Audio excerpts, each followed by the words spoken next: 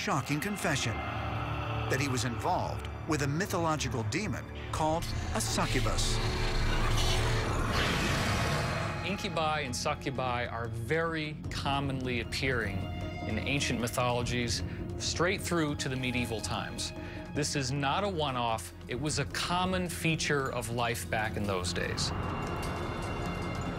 In ancient stories, the succubus is a demonic being that takes the form of a woman and seduces human men. This demon is also able to change genders and become an incubus, using the semen taken from men to impregnate mortal women. Incubi and succubi were said to come to people in the night in a kind of nightmarish experience of sleep paralysis. They wake up from a deep sleep and are fully conscious of their surroundings. However, they also are paralyzed.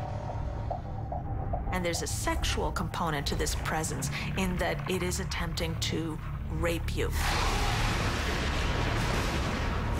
Stories of the incubus and succubus, demons that appear at night to have sex with people in their bedrooms. There's often some fear involved, but you cannot resist or do anything about it. The classic form of the incubus theory is owed to St. Thomas Aquinas.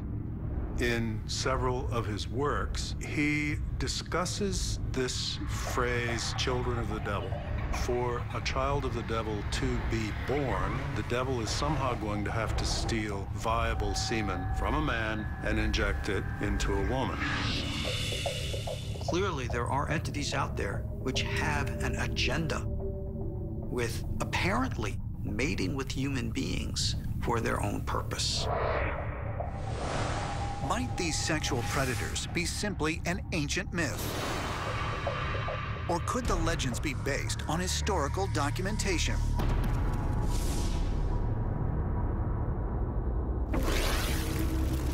Between 1480 and 1750, an estimated 50,000 executions of so-called witches occurred as part of the Holy Inquisition.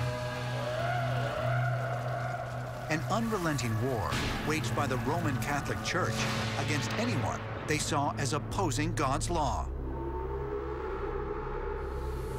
Witches were people who were thought to be engaged in a conspiracy with Satan to bring about the destruction of Christianity, the destruction of the civilized world.